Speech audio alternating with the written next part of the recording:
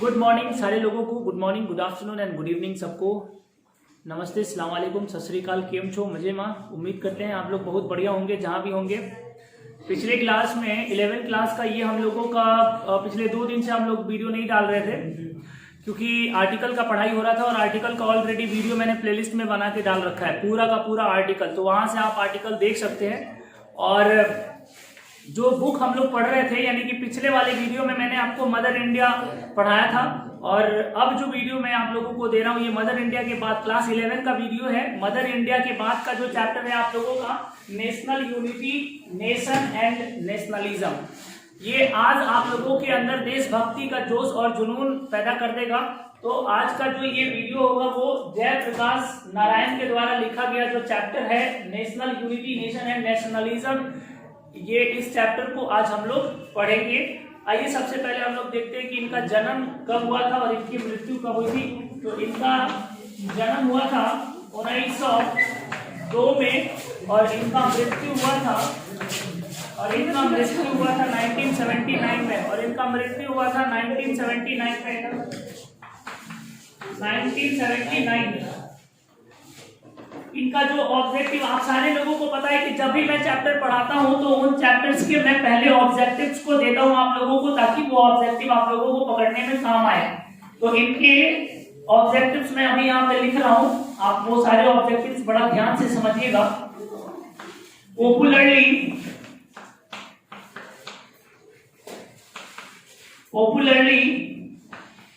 Called या popularly known as लोकनायक।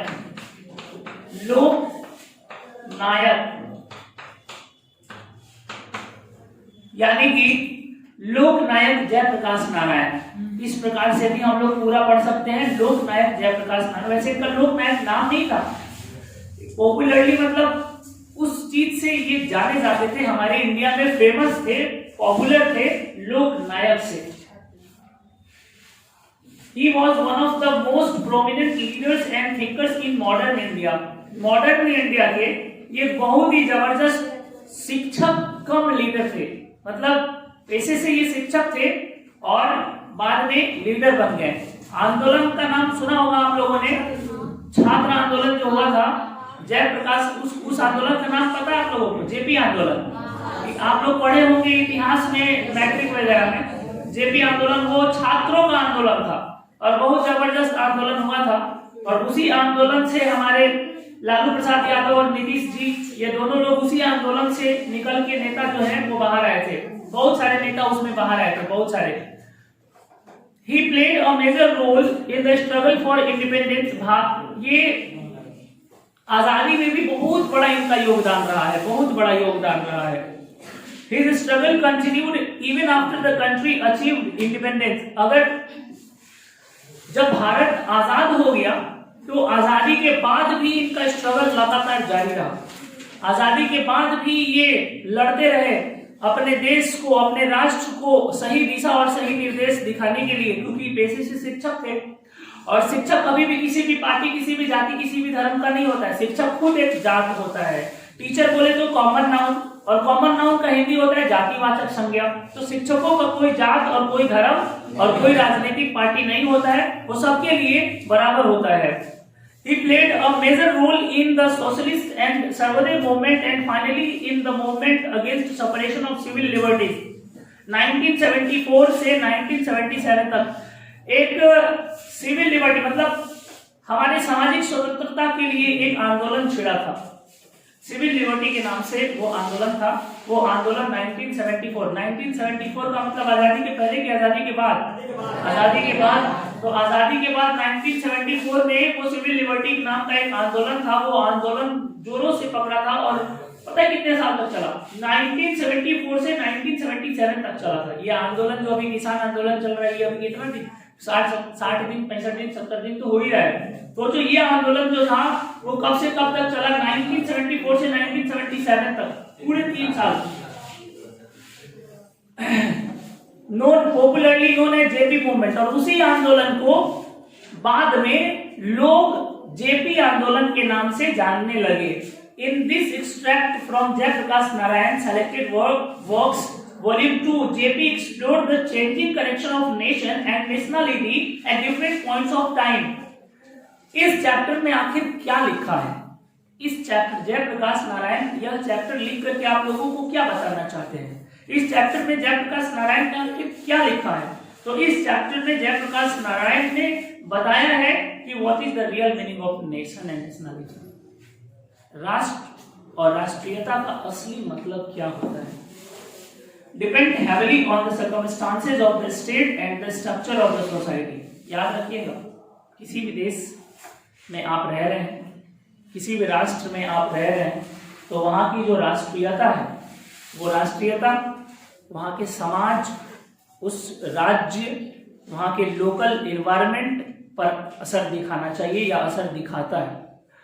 आप भारत में हैं, लेकिन भारत में बहुत सारा जगह है, बहुत सारे लोग हैं, बहुत सारे धर्म हैं, बहुत सारा इसको क्या बोलते हैं, कल्चर है, बहुत सारे कल्चर्स हैं। आप कौन से कल्चर में बिलोंग करते हैं? आप कौन से समाज में बिलोंग करते हैं? आप जिस कल्चर, जिस समाज में बिलोंग करते हैं, आपको उसके बारे में सोचना चाहिए। जिस गांव में लोग कहते हैं कि मैं वहां जाऊंगा, मैं वहां जाऊंगा, मैं ये करूंगा, आप जहां है पहले वहां तो कुछ करिए। आप जिस समाज में, उस समाज के लिए तो कुछ करिए, बाद में आप जहां जाइएगा वहां जो करना होगा वो करिएगा। तो इन्होंने बताया है कि सोसाइटी के स्ट्रक्चर पे डिपेंड करता है आपका nationality. However, in ultimate analysis, it means that the lower classes, the masses, should fight imperialism not to secure their own freedom for exploitation, but to enthrone the bourgeoisie and the landed magnates who themselves do not participate in that fight. In the place of imperial power, the unity can be maintained only at the cost of mass consciousness. ये कह रहे हैं कि बहुत सारे हमारे समाज में, पहले बहुत सारे हमारे समाज में बराबरी, जो आज आप लोग देख रहे हैं, बराबरी का उसको क्या कहते हैं, आप लोगों का समानता का अधिकार पढ़े होंगे आप लोग, सरकारी स्कूल में अधिकार बताया जाता है, फलाने का अधिकार, चिल्लाने का अधिकार, सब अधिकार गिनाया जाता है। जब प्रार्थना होता है ना, तो उसके बाद ऐसे हाथ करके, तो उसमें एक आता है आप लोगों का समानता का अधिकार। Do you know what is समानता का अधिकार? हाँ, do you know what is समानता का अधिकार? Do you know what is समानता का अधिकार? क्या आपको पता है कि समानता का अधिकार क्या होता है? समानता का अधिकार होता है कि एक समाज के हर वर्ग के लोग समान हैं, बराबर हैं। आपके अंदर अगर खून है, हिंदू के अगर हिंदू भाई साहब के अगर खून बह रहा है, तो हमारे मुसलमान और सिख भाई के अंदर पानी नहीं बह रहा है, वहां भी खून ही बह रहा है। उनके शरीर के अंदर से भी खून ही है, सबके शरीर के अंदर खून ही है, चाहे किसी भी जात, किसी भी धर्म, इंसान है तो शरीर में खून ही है। और खून सबका लाल ही होता है, खून सबका लाल ही होता है। ऐसा नहीं है कि हम किसी दूसरे ग्रह से हमारा खून जो है वो पीला है, ऐसा नहीं है। पीला हो जाएगा खून तो मतलब जॉन्डिस हो गया है, वो अब स्थिति खराब हो गया है, अब पूरा ब्लड बदलना पड़ेगा फिर से, वही रेड वाला खून। अगर जीना है तो खून को कैसा करना होगा? लाल ही करना होगा। तो ये जयप्रकाश नारायण ने एक अधिकार का जो है वो वर्णन किया था उसमें, कि हमारे राष्ट्र की राष्ट्रीयता एक आदमी से कभी भी विकसित नहीं हो सकती है। आप चाहोगे कि आप अकेले राष्ट्र को बड़ा कर दो तो पॉसिबल नहीं। कहते ना, एक कहावत आप लोगों ने सुना है होगा कि अकेले चना भाड़ नहीं फोड़ता, ऐसा करके कोई कहावत है। कहने का क्या मतलब है? इस कहावत का मतलब यही है कि राष्ट्र के विकास में आप लोगों का, जब हम 12th क्लास में जब हम आप लोगों का एक चैप्टर पढ़ाएंगे, मार्टिन लूथर किंग के द्वारा लिखा गया चैप्टर जिसका नाम है आई हैव अ ड्रीम। तो मार्टिन लूथर किंग के द्वारा लिखा गया जो चैप्टर है आई हैव अ ड्रीम, जब ये चैप्टर मैं आप लोगों को पढ़ाऊंगा तो उस चैप्टर में मैं आप लोगों को बताऊंगा कि मार्टिन लूथर किंग जो अमेरिका में इतना बड़ा आंदोलन जो शुरू किए थे, वो अमेरिका के लोगों से चिल्ला चिल्ला के बोले थे कि आप अपने देश का विकास अकेले नहीं कर सकते हो, किसी भी देश का विकास कोई अकेले नहीं कर सकता है। उस देश में हर वर्ग, हर तहमे के लोग, हर समाज के लोगों को लगना होगा, तब जाके उस देश का विकास संभव होगा। कोई अकेले चाहे कि हम अपने देश का विकास कर दे तो पॉसिबल नहीं है। अच्छा, घर में भी यही होता है, दूर हो गया, राष्ट्र दूर है, राष्ट्र जो है वो दूर है, मत जाओ राष्ट्र पे, मत जाओ, घर पे जाओ। एक कमाने वाला हो और 10 वो खाने वाला हो तो घर का विकास रुक जाएगा। तो पता चलेगा कि बेचारा वो सबका पेटे भरने में उसका सब पैसा खत्म हो जा रहा है। घर का विकास तब होगा जब 10 गो खाने वाला है तो ओकरा में 5 गो कमाने वाला भी है, तब उस घर का क्या होगा, विकास होगा। अब 1 गो कमाने वाला है या 10 गो बैठ के खाने वाला है तो उसमें उस घर का विकास संभव नहीं हो पाएगा। तो वैसे ही देश है, देश भी वैसा ही है। हर समाज के लोग, हर वर्ग के लोग, हर तबके के लोगों को आगे बढ़ना होगा, तभी देश का विकास संभव हो पाएगा, अन्यथा देश का विकास संभव नहीं हो पाएगा। What is national unity? What is nation? And what is nationalism? ये 3 प्रश्नों का जवाब आपको इस चैप्टर में मिलेगा। राष्ट्र क्या है, नेशन क्या है, नेशन मतलब राष्ट्र, नेशनलिटी क्या है, राष्ट्रीयता क्या है, और नेशनल यूनिटी क्या है। नेशनल यूनिटी मतलब राष्ट्रीय एकता। राष्ट्रीय एकता का क्या मतलब है, कोई बता सकता है? What do you mean by राष्ट्रीय एकता? आप लोगों से नहीं पूछ रहे हैं क्योंकि आप लोग बताएगा तो पता कैसे चलेगा। आप लोग बता सकते हैं राष्ट्रीय एकता का क्या मतलब होता है, कोई बताएगा? किसी राष्ट्र के प्रति अपने ऊपर विचार रखने कोई राष्ट्रीय एकता होता है। Anyone else? Thank you. और कोई? और कोई? मैंने अभी थोड़ा देर पहले बताया कि राष्ट्रीय एकता का मतलब होता है कि समाज के हर वर्ग, हर तबके के लोग एक साथ मिल करके राष्ट्र के भलाई के बारे में सोचे। That is called rashtriya ekta. Got it? Got it? राष्ट्र मतलब तुम्हारा देश, नेशन का मतलब तुम्हारा कौन सा नेशन है? इंडिया। तो राष्ट्र का मतलब तुम्हारा नेशनलिटी क्या है? फॉर्म भरते तो उसमें नेशनलिटी आता है, तो क्या भरते हो? इंडियन। नेशनलिटी में तुम लोगों को इंडियन भरना होता है। तो नेशनलिटी मतलब तुम्हारी कहाँ की नागरिकता है, सो भारतीय है। राष्ट्र कौन सा है? भारत है। राष्ट्रीय एकता क्या है? तो हम सब मिल के एक साथ, ये है राष्ट्रीय एकता। ये नहीं है, ये सिंघम। आगे, let us compare two notable events. Let us compare two notable events of our national history. आइए थोड़ा सा अपने हल्ला को थोड़ा सा मेंटेन करिएगा, मतलब शांति बनाइएगा। मैं आगे बढ़ रहा हूँ।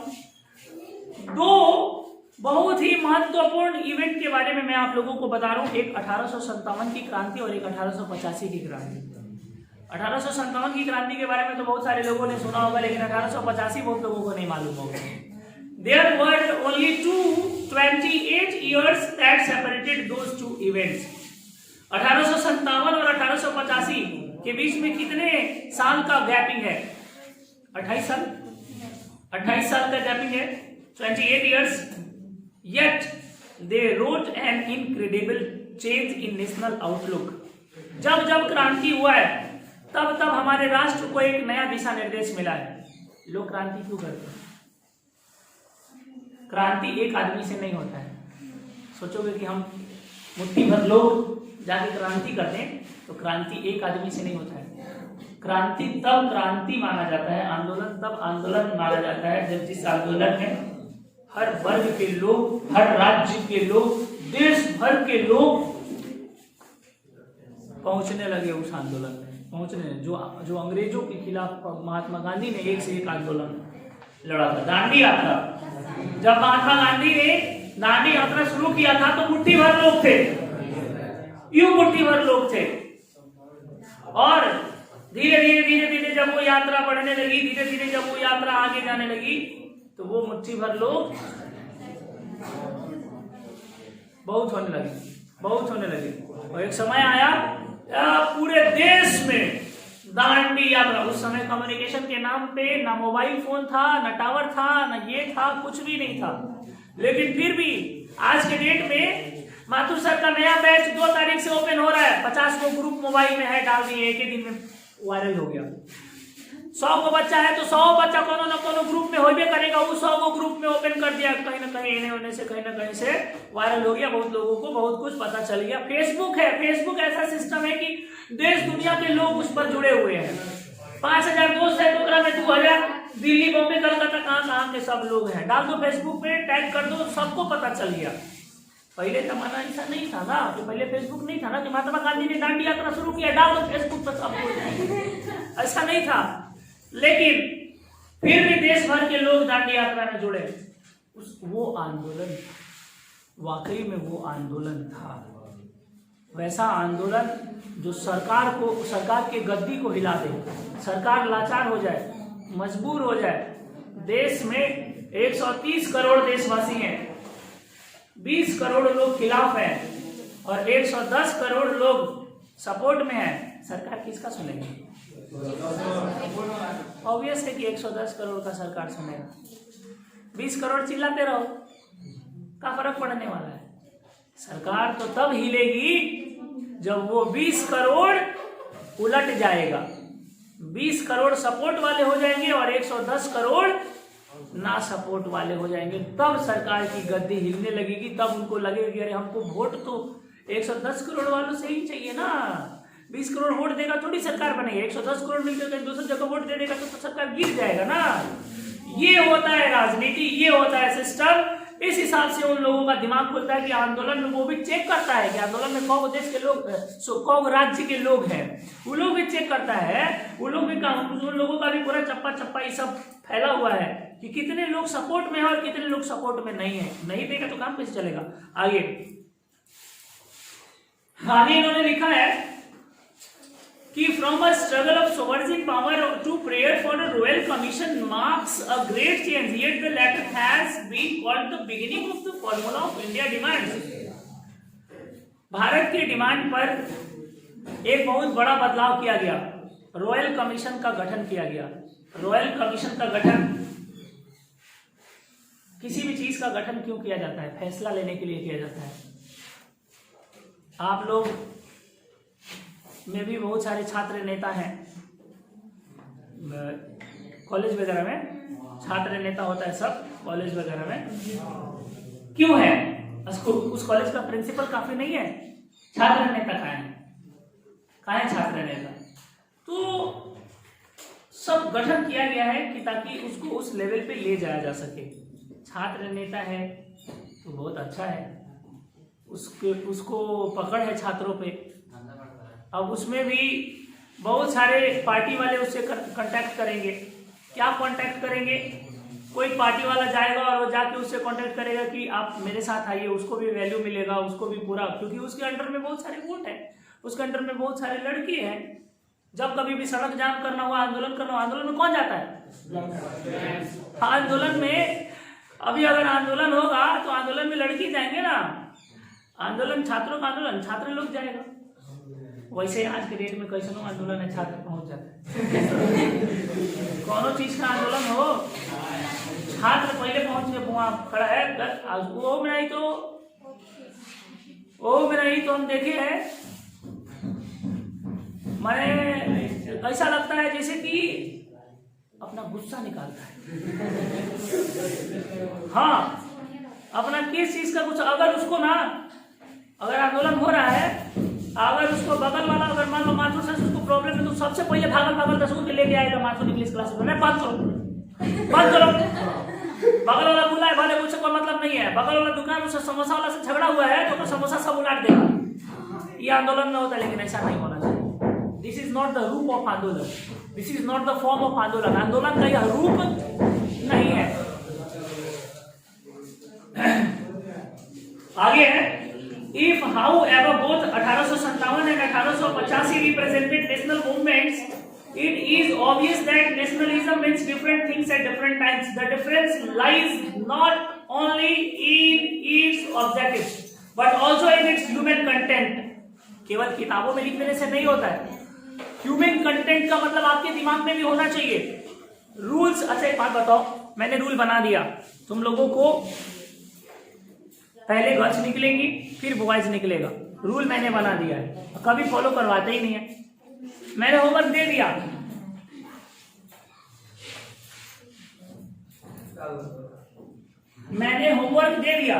और मैं कभी सुन ही नहीं रहा हूं कि आप लोग होमवर्क कर रहे हैं कि नहीं कर रहे हैं।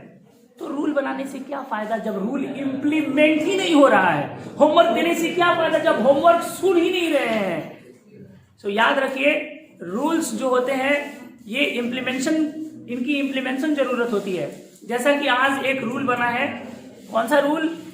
ये रोजा रोड वाला रूल बना है कि आप रोजा रोड में जा सकते हैं, उधर से आ नहीं सकते हैं। आप नहीं, बाइक वाला आप जा सकते हैं, आ सकते हैं, लेकिन बाइक वाला, ऑटो वाला, कार वाला अगर रोजा रोड में घुस गया तो अब उसको निकलने के लिए प्रभाकर रोड से निकलना होगा। वापस अगर वहीं से घूम के वापस अगर रोजा रोड से वापस आता है उसी रोड से, तो उसको फाइन देना होगा। ये नया कानून बना है। अब वो कानून बन गया है, 4 दिन कड़ाई हुआ, 4 दिन के बाद 5वां दिन सब ढीला हो गया, सब जाने लगा। कहने के लिए तो किताबों में कानून बन गया, क्या मेंटली कानून बना? नहीं बना। सो ये चैप्टर अभी खत्म नहीं हुआ, लेकिन समय खत्म हो गया है। गाइज, इस चैप्टर का जो बाकी का हिस्सा है वो मैं आप लोगों को अगले वीडियो में यानी कि कल बताऊंगा। तब तक के लिए दीजिए इजाजत। Thank you very much. Thank you. So let's start the topic start करते हैं हम लोग।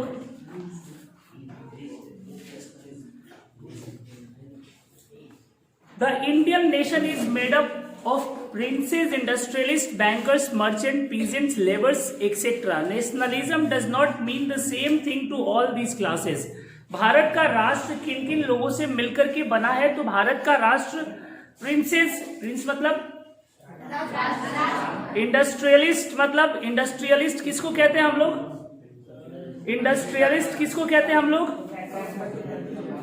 जो हमारे उद्योगपति लोग होते हैं, उद्योगपति, उसको हम लोग इंडस्ट्रियलिस्ट कहते हैं। उद्योगपति बोले तो जो गाड़ी का बिजनेस करता है, जो सब्जी का व्यापार करता है, जो फल मंडी का व्यापार करता है, अलग अलग तरह का जो एक से एक व्यापारी हमारे यहाँ बढ़े हुए हैं। बैंकर्स, अलग अलग तरह का बैंक्स, प्राइवेट बैंक्स।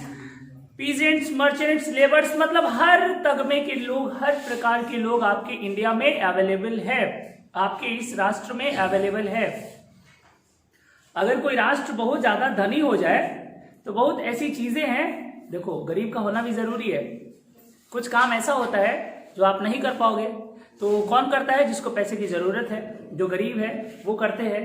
तो अब ये बताओ कि वो भी पैसा वाला हो जाएगा बहुत ज्यादा, तो आएगा तुम्हारे पास काम करने के लिए? वो नहीं आएगा तुम्हारे पास काम करने के लिए, तो अनबैलेंस हो जाएगा। तो पृथ्वी पर बैलेंस बनाने के लिए हर तगमे के और हर वर्ग के लोगों का होना जरूरी है।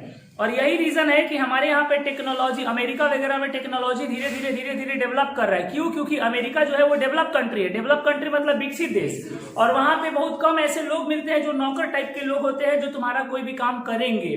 तो इसलिए वहां पे लोग क्या करते हैं, अब वहां पे लोग मशीनों का, एक से एक मशीनों का आविष्कार होता है। ये क्लासरूम अगर स्वीप मतलब बहारने के लिए मेरे को रखना पड़ता है। अगर मैं इसको अपने से ही अगर इसका झाड़ू बहारू करूंगा तो मेरे को टाइम लगेगा, उतना ज्यादा समय भी कील होगा, प्लस में शायद आदत नहीं है झाड़ू लगाने का, पोछा लगाने का, तो प्रॉब्लम क्रिएट होगा। अब उसके लिए मेरे को किसी को बुलाना पड़ता है, कोई इसका झाड़ू लगाता है, पोछा लगाता है।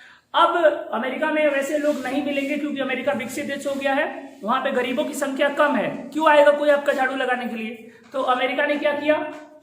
अमेरिका ने मशीनों का आविष्कार कर दिया। अब ऐसा ऐसा मशीन आया हुआ है कि कुछ करना नहीं है, बस इतना बड़ा बड़ा मशीन है, उसको बस चला दो, ऐसे ऐसे ऐसे ऐसे चला दो, बस पकड़ के ऐसे घूम जाओ, पूरा धूल जो है वो ऑब्जर्व कर लेगा, पूरा धूल खत्म हो जाएगा। तो बहुत तरह का मशीन है, बहुत तरह की चीजें हैं। रोटी बनाने वाला मशीन तो तुम लोगों ने देख ही लिया, अभी इसका नमूना किसान आंदोलन में दिखा रहा था एक दिन न्यूज चैनल पे कि रोटी बनाने वाला मशीन जो है वो अवेलेबल है। रोटी बनाने वाला बहुत सारा मशीन जो है वो अवेलेबल हो चुका है। आगे देखते हैं हम लोग। The freedom of one of them is not the same as the freedom of the other, nor in the manner in which they would fight for freedom the same for all. यहाँ पे हर लोगों का अलग अलग स्वतंत्रता है, यहाँ पे हर लोगों की अलग अलग चीजें हैं, अलग अलग, मतलब तुम्हारी अलग स्वतंत्रता है, हमारी अलग स्वतंत्रता है। अब स्वतंत्रता का क्या मतलब होता है? स्वतंत्रता का मतलब होता है कि आप समझो अपनी स्वतंत्रता को कि आपके चलते किसी का नुकसान तो नहीं हो रहा है। इट्स ओके, मैं आज मेरे को बहुत सारे लोग फॉलो कर रहे हैं, एटलीस्ट मेरे जितने बच्चे वो तो फॉलो कर रहे हैं ना, मैं जितने बच्चों को पढ़ाता हूँ वो बच्चे तो फॉलो कर रहे हैं ना। अगर मैं कोई गलत काम करूंगा तो उसका असर किस पे पड़ेगा? मेरे बच्चों पे पड़ेगा। अगर मान लो तुम्हारा कोई फेवरेट हीरो है, तुम्हारा कोई फेवरेट हीरोइन है, तुम्हारा कोई फेवरेट खिलाड़ी है, वो तुमको बहुत प्यारा है, और अगर वो कुछ गलत काम कर देता है तो उसका असर तुम्हारे ऊपर पड़ता है। अब बहुत लोगों की स्वतंत्रता जो है उस हिसाब से छीन जाती है। अब हम लोग खुल के बहुत कुछ नहीं कर सकते हैं। हम लोगों को अब पार्टी एंजॉय करना है तो हम लोगों को बाहर जाना होता है। सिनेमा देखने जाना है तो हम लोग अब सिनेमा देखने नहीं जा सकते हैं, आनंदी सिनेमा में नहीं जा सकते। सिनेमा देखने के लिए पता चलेगा कि बगल वाले सीट पे का सर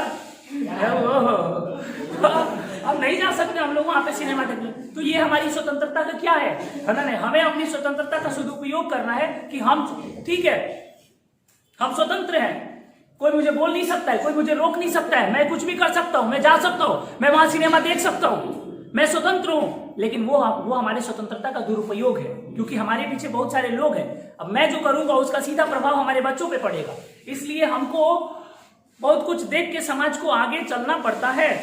और हमारे जैसे बहुत सारे लोगों की जो स्वतंत्रता होती है वो स्वतंत्रता एक लिमिटेड मात्रा में देख करके अपनी स्वतंत्रता को बाहर करना पड़ता है।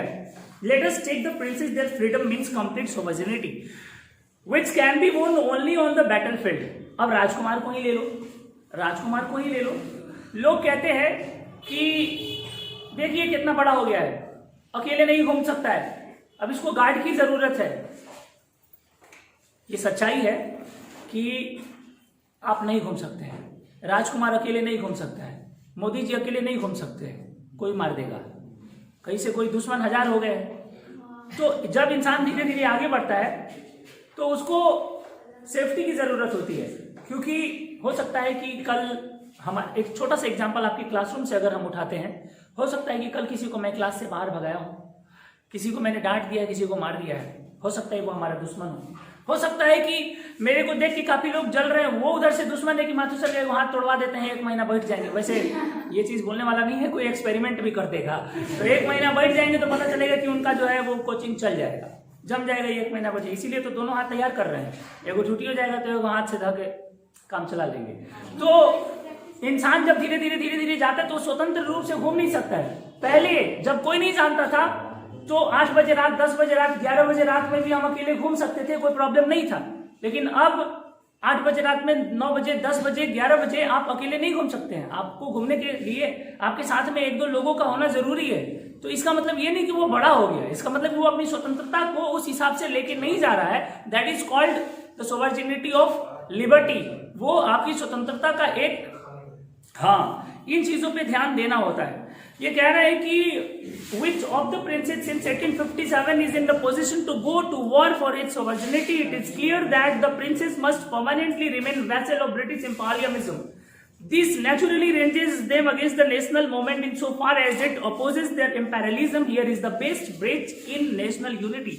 जब देश में किसी भी चीज का आंदोलन होता है तो देश 2 भाग में बढ़ता ही बढ़ता है। कुछ लोग उसके खिलाफ होते हैं और कुछ लोग उसके सपोर्ट में होते हैं। ये सच्चाई है। 5 उंगली बराबर होता है क्या? 5 उंगली बराबर नहीं होता है। अंग्रेज आया था तो क्या सारे लोग हमारे देश को सपोर्ट कर रहे थे क्या? नहीं। जब अंग्रेज आया था तो कुछ लोग ऐसे भी थे जो अंग्रेजों के साथ मिल गए थे कि नहीं थे? आप लोग तो देखे नहीं होंगे, लेकिन सिनेमा में तो ऐसा दिखाता है ना कि कुछ ऐसे भी लोग थे जो अंग्रेजों के साथ मिल गए थे। तो ये देश है बेटा, इस देश में हर तरह के लोग हैं। यहाँ सच है तो झूठ भी है, दिन है तो रात भी है, पाप है तो पुण्य भी है। यही पृथ्वी का बैलेंस है, यही नेचर का बैलेंस है। और इसी हिसाब से कोई भी देश, आप सोचोगे कि सब सही हो जाए तो कभी भी सब सही नहीं हो सकता है। सब सही नहीं हो सकता, याद रखना। जिस प्रकार, उसी प्रकार से सबके लिए आप अच्छे नहीं हो सकते हो। आप सबके लिए अच्छे नहीं हो सकते हो। अगर आपके लिए अच्छा हो गए तो उनके लिए बुरा हो जाएंगे, आपके लिए अच्छा हो गया तो फिर उनके लिए बुरा हो गया, उनके लिए अच्छा हो गया तो आपके लिए बुरा हो जाएंगे। यही सच्चाई है दुनिया का। आप कभी भी सबके लिए अच्छा नहीं हो सकते हो। सबके लिए अच्छा जिस दिन हो गए उस दिन आप अच्छे नहीं हो, याद रखना। कहीं ना कहीं आप अपनी चीजों को कंसाइज कर रहे हो, कहीं ना कहीं आप षड्यंत्र खेल रहे हो, कहीं ना कहीं आप चाल चल रहे हो, तभी आप सबके लिए अच्छे हो। वरना आप अगर सचमुच में अच्छे हो तो आप सबके लिए अच्छे नहीं हो सकते हो। ये सच्चाई है। कोई ना कोई आपका समाज में विरोध करने वाला खड़ा होगा ही होगा। Landlords of India is as well as are largely the creation of British imperialism. देख लो, आ गया ना वही बात जो मैंने अभी। लैंडलॉर्ड का मतलब क्या होता है? जमींदार। लैंडलॉर्ड का मतलब होता है जमींदार। अब जो भारत के जमींदार थे, जिनके पास पूंजी था, जिनके पास जमीन था, वो क्या करते थे? जिनके पास पूंजी था, जमीन था, वो क्या करते थे? वो तो अंग्रेजों से जाके मिल गए। बहुत सारे जमींदार का तुम लोगों ने देखा होगा कि वो जमींदार अंग्रेजों से जाके मिल गया। हाँ, और हाँ, राजा वगैरह भी तो जाके मिल गए। तो पृथ्वी पर सब बराबर नहीं हो सकते। The bigger landlords have always solidly stood with imperialism and have been its strong props in the countryside. Nationalism has no meaning to these people. वैसा लोग जो अपना ईमान बेच दे, वैसा लोग जो अपना जमीर बेच दे, वैसा लोग जो अपनी धरती माँ को बेच दे, वो कभी भी राष्ट्रीयता का असली परिभाषा नहीं दे सकता है। वो कभी भी नहीं कह सकता है कि हम असली राष्ट्रभक्त हैं। वो असली राष्ट्रभक्त नहीं हो सकता है। Nationalism has no meaning to these people except job in the higher services, and if any political power to be given to Indians on account of nationalist forces gathering strength, then the balance of such power. उस तरह की चीजों को balance करने के लिए एक police force का गठन किया गया है। अब कुछ ऐसे देश हैं जहां पे पुलिस ही कमांड कर ले रहा। अभी म्यांमार का, अभी आप लोगों ने कल का न्यूज सुना है? म्यांमार, मैं आपको बताता हूँ, म्यांमार में जो जिसका बर्मा कहते हैं, बर्मा भी कहते हैं, उसका मैं आपको कल का घटना बताता हूँ। वहाँ के बड़े बड़े नेता जेल चले गए और वहाँ का आला अधिकारी हो गया सैनिक। अब उस देश को कोई प्रधानमंत्री, कोई राष्ट्रपति, कोई नेता नहीं चला रहे। अब उस देश को सैनिक चला रहे हैं अपने हिसाब से। पकड़ के जेल में बंद कर दिया सब। तो ये लोकतंत्र है। जिस देश में आप हैं ना, ये लोकतंत्र है। आप बड़ा खुल के आवाज उठा सकते हैं, यहाँ पे सरकार गिरा सकते हैं, सरकार बना सकते हैं। दुनिया का सबसे बड़ा लोकतंत्र अमेरिका और उसके बाद आता है भारत। और मुझे लगता है कि दुनिया का सबसे बड़ा लोकतंत्र भारत बनने जा रहा है। आइए, they themselves are not interested in opposing or even against imperialism. Their entry into politics is merely to ensure that the interests do not suffer on account of any power being transferred to Indian hands. No one with the least political understanding, बड़ा जबरदस्त बात कहे हैं, our experience can talk of unity with landlords. Here is the second breach of national unity. ये कह रहे हैं कि जब हमारे देश में दो गुट बनता है तो गठन तो दोनों गुटों का होता है। आधा लोग अगर पॉजिटिव हैं, आधा लोग निगेटिव है, तो देश कितने भागों में बट गया? यूनिटी दोनों तरफ है कि नहीं है? एक तरफ 40 लोग होंगे और एक तरफ 60 लोग होंगे, तो 40 ही लोग हैं तो 40 का यूनिटी है कि नहीं है? एक तरफ अगर 60 लोग हैं तो 60 का यूनिटी है कि नहीं है? इट डजंट मैटर कि किधर ज्यादा है और किधर कम है। इट मैटर्स कि यूनिटी है कि नहीं है, सपोर्ट में और ना सपोर्ट में।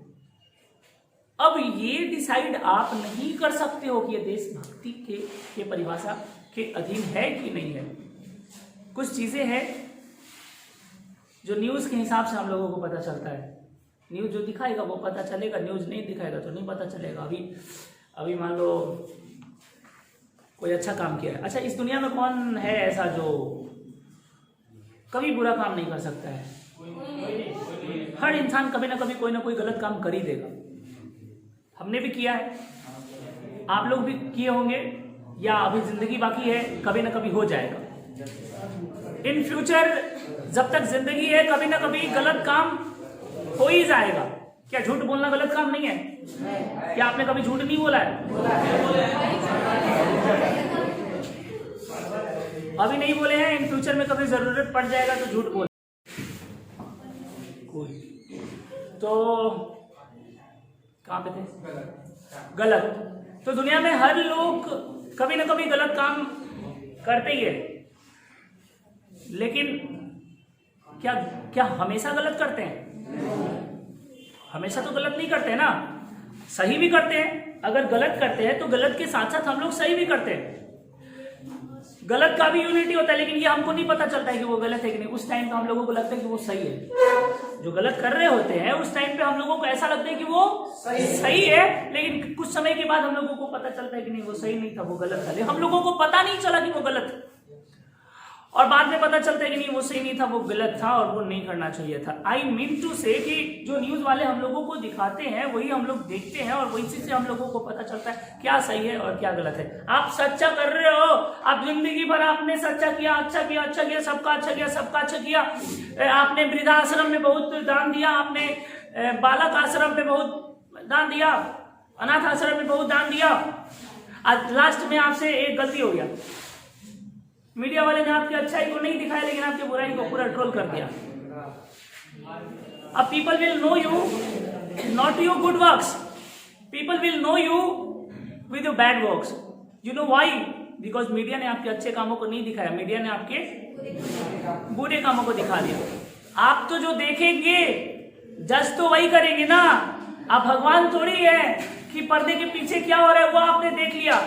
आप तो इंसान है, आपकी आंखें वही देखती है जो सामने होता है, जो सामने नहीं होता है वो आंखें नहीं देखती है, वो मन देखता है, हृदय देखता है।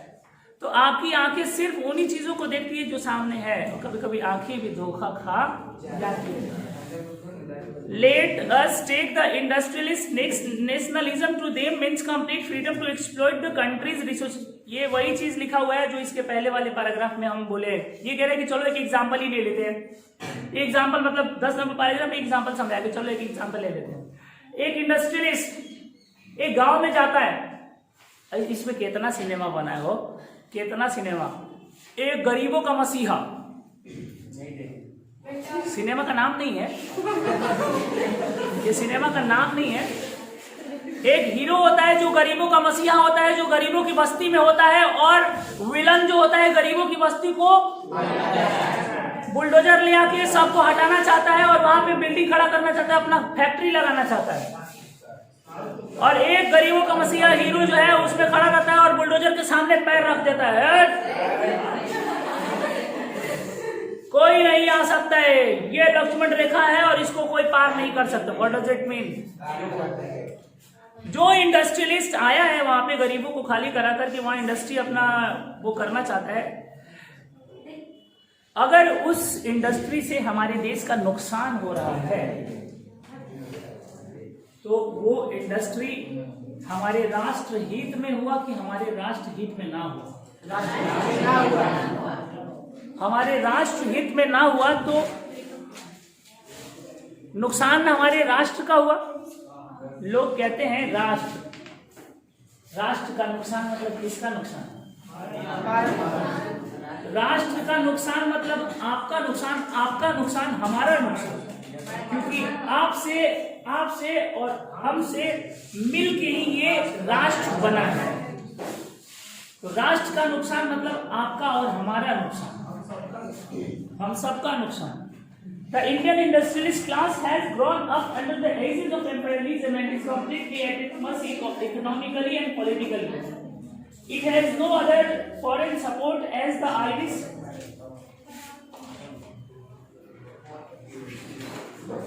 bourgeoisie had in the USA. In India itself, its growth has not resulted in such benefits to the people, nor has it so made its influence felt on the economic और culture life। दो तरीके का चीज होता है, समझ लो। हमारे India में दो तरह का चीज होता है, एक इकोनॉमिक और एक कल्चरल। समझना इस बात को, इस पॉइंट को समझना। ठेठ भाषा में समझा रहे हैं। ठेठ भाषा में ये है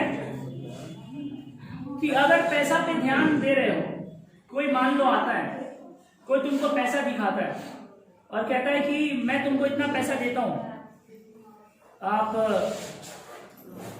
अपनी सभ्यता और संस्कृति छोड़ दो। पैसा जरूरी है कि आपकी सभ्यता और संस्कृति जरूरी है? आपका कल्चर जरूरी है। कुछ लोग हैं इस समाज में जो पैसा भी ले लेंगे, सभ्यता संस्कृति छोड़ेंगे भी नहीं, उसको कहते हैं ढीठ। कुछ लोग होते हैं इस समाज में जो बदल जाएंगे, पैसा देखेंगे तो बदल जाएंगे। छोड़ो ना, इंसान है ना, सभ्यता संस्कृति ये हो या वो हो। और कुछ लोग बहुत सेंटी होते हैं जो पूर्वजों के द्वारा अपना किया, अच्छा, पूर्वजों के द्वारा किया गया बहुत सारी चीजें बहुत लोग बहुत मानते हैं। जैसे शादी विवाह जब किसी लड़का या लड़की का होता है तो उसमें मान दीन देखा जाता है। क्यों मान दीन देखा जाता है? क्योंकि आपके पूर्वजों का ये चीज है, ये आपके पूर्वजों का चीज है। क्यों नहीं आप छोड़ देते हो? नहीं छोड़ सकते हो ना, क्योंकि ये आपके पूर्वजों का चीज है। समय आने पर ये छूटेगा नहीं, लेकिन लोग इन चीजों को, हाँ, यही तो हमारी सभ्यता और संस्कृति की खास बात है। लोगों को अपने घर का खाना अच्छा नहीं लगता है, दूसरे के घर का रोटी सब्जी अच्छा लगेगा, लेकिन अपने घर का पनीर अच्छा नहीं लगेगा। बगल वाला रोटी सब्जी बनाया है, बैचलर रह रहा है बेचारा, कैसे कैसे करके रोटी सब्जी बनाया है। वहां जाओगे, जब खाना होना तुम खा के उसके घर जाओगे ना, देखोगे रोटी सब्जी बनाया ना, तो मन करेगा चले एक रोटी सब्जी खा लेते। अरे वाह! तो दूसरे के घर का खाना अच्छा लगता है, चाहे वो कैसा भी हो। आगे में we see first that the Indian industrialists are unable themselves to oppose imperialism. Secondly, that they would be satisfied with facilities for economic development. And thirdly, they would support nationalism only when it aims at placing them in the seat of power. Here is the third breach in national unity. बहुत सारे industrialist क्या करते हैं? अपना power, जैसे नेता, approach, पैरवी, source, what is this? ये क्या है? आप इन चीजों का प्रयोग कर सकते हो अपने बिजनेस को आगे बढ़ाने में। कोई आया आपके पास, आप क्या कर सकते हो कि आप नेता को कांटेक्ट कर सकते हो, कोई आपका काम नहीं हो रहा है, हो जाएगा आराम से। पॉलिटिकल पावर इसी को कहते हैं कि ये पॉलिटिकल पावर है। अगर आपका जो पॉलिटिकल इशू हो रहा है, इशू बन रहा है, हो जाएगा, क्लियर हो जाएगा। कोई भी पॉलिटिकल इशू होता है, वो पॉलिटिकल इशू वो अपने ऊपर ले लेता है और वो क्लियर कर देता है। कोई भी काम होता है, अगर जान पहचान है तो पैसा पे नौकरी नहीं हो रहा है, पैसा पे नौकरी हो रहा है, जिसको हम लोग घुसखोरी कहते हैं।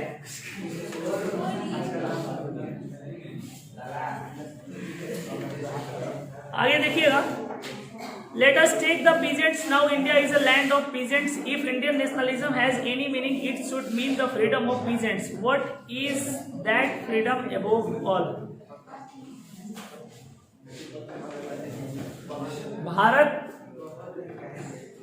भारत जो है वो पीजेंट्स मतलब जो हमारे गांव के लोग हैं।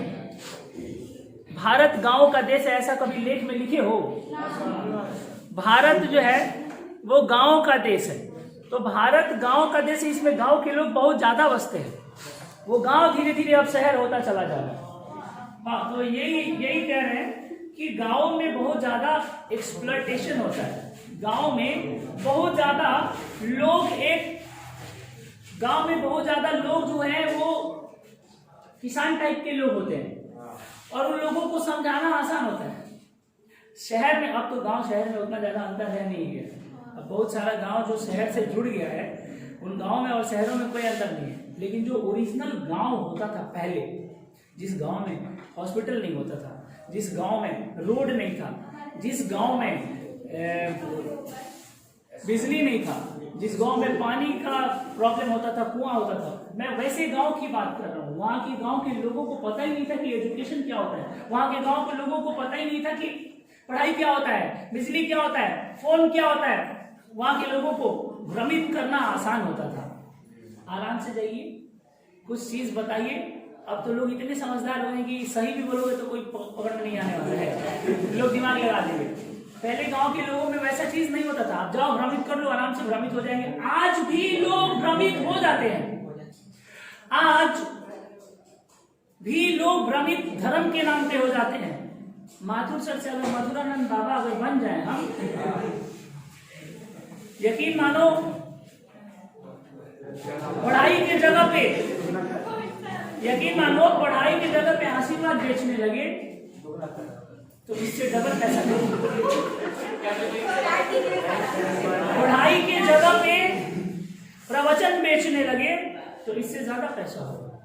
और हर वो बात बोलेंगे तो तुम कहोगे कि हाँ सर ये तो होने करता है। रात में मोबाइल चलाने का आदत बहुत सारे लोगों को है। बहुत सारे बच्चे ऐसे हैं जो क्लास में बैठे रहते हैं और बैग के नीचे ऐसे रख के मोबाइल भी चलाते रहते हैं। बहुत सारे ऐसे भी बच्चे रहते हैं। बहुत सारे ऐसे बच्चे होते हैं जिनको पता ही नहीं चलता, किताब उठाते हैं तो उनका ध्यान भटक जाता है। इन सारे समस्याओं का समाधान मथुरानंद बाबा के पास। पढ़ाई में ध्यान न लगना, दिमाग, हाँ ये सब चीज का सोल्यूशन। अब देखो पढ़ाई से ज्यादा मेरा वो दवाई बिकेगा, पढ़ाई से ज्यादा वो दवाई बिकेगा। क्यों? क्योंकि धर्म के नाम पे, अध्यात्म के नाम पे लोग पिघल जाते हैं, लोग आपकी तरफ झुक जाते हैं, उनका झुकाव बढ़ जाता है। ये देश वर्कर का देश है, ये देश काम करने वालों का देश है। इसी देश में मजदूर भी जीते हैं और इसी देश में बड़े बड़े धनी लोग भी रहते हैं और सबका अपना अपना एक अलग अलग वर्ग है और सब अपने अपने वर्ग में खुशी खुशी जीते हैं। 16 number, the above analysis has shown that there is no much thing as national unity with socialists and trying to destroy nationalism does not mean the same thing to all the classes within the nation. बस 2 minute है, 2 minute. It is not simply expressed as overworth of the foreign incomes. Some classes in their very nature for that incomes of those are that against, some are the incapable of opposing it. ये कह रहा है ना। इस सब analysis करने के बाद मेरे को एक चीज पता चला, राष्ट्रीयता के बारे में ये सब कुछ एनालिसिस करने के बाद मेरे को एक चीज पता चला कि अगर हम अपने समाज के सामाजिक चीजों को भंग करने की कोशिश कर रहे हैं तो हम अपने देश को तोड़ने की कोशिश कर रहे हैं। और हम अपने देश को तोड़ने की कोशिश करेंगे तो हम कभी भी राष्ट्रवाद का परिभाषा नहीं दे सकते हैं, क्योंकि देश कभी भी तोड़ने के लिए नहीं बल्कि जोड़ने के लिए परिभाषित करता है।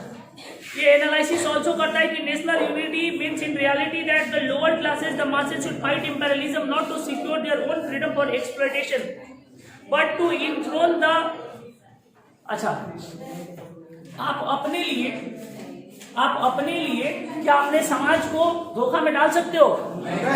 क्या अपने लिए ताज में बम लगा सकते हो? क्या अपने लिए अपने गांव को बर्बाद कर सकते हो? तुम राष्ट्रवाद हो। तुम अपने लिए 10 लोगों का जान ले लो, ये राष्ट्रवाद नहीं है। अपने लिए 10 लोगों का जान बचा लो, ये राष्ट्रवाद है। So this is the real meaning of राष्ट्रवाद। समय हो चुका है, आप लोगों से मिलेंगे हम लोग फिर कल। Thank you very much.